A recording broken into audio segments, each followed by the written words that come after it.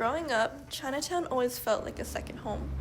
The smell of roast duck hanging in the windows, old people playing card games and arguing in the park, tourist shops with more nameplates than you could ever use. Walking my older brother to school, I'd feel safe, surrounded by familiar faces I'd known my entire life. I never thought much about the history behind the place I spent so much time in. In the 1800s, Chinatown was different. During the gold rush, thousands of Chinese immigrants came to San Francisco, sifting through rivers for the same dream as everyone else. But when the gold dried up, so did the welcome.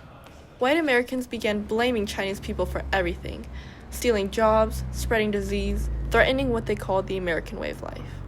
Newspapers ran ugly cartoons. Politicians promised to solve the Chinese problem. Barred from living in most other neighborhoods, Chinese people were forced into cramped apartments shared with countless others. These were dim, narrow spaces stacked above storefronts and tucked down tight alleyways. Entire families squeezed into single rooms no bigger than a modern kitchen.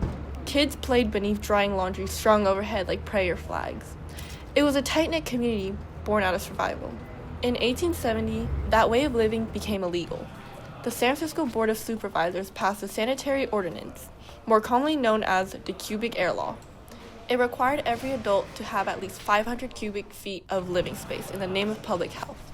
In theory, it applied to everyone, but it was only ever enforced in Chinatown. Under this legislation, living with your relatives and friends meant being arrested.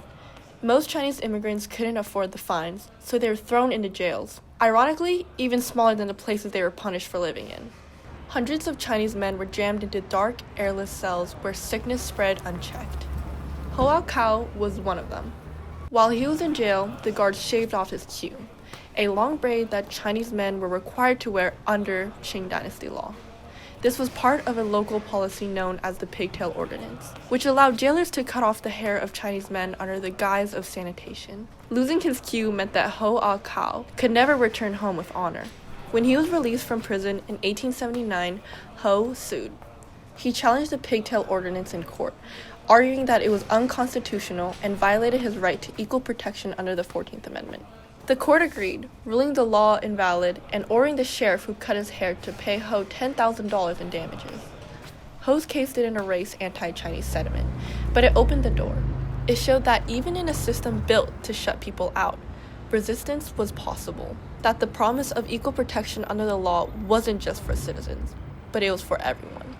When I walk through Chinatown now, it's easy to forget all of this, but this place wasn't handed down gently. It was fought for.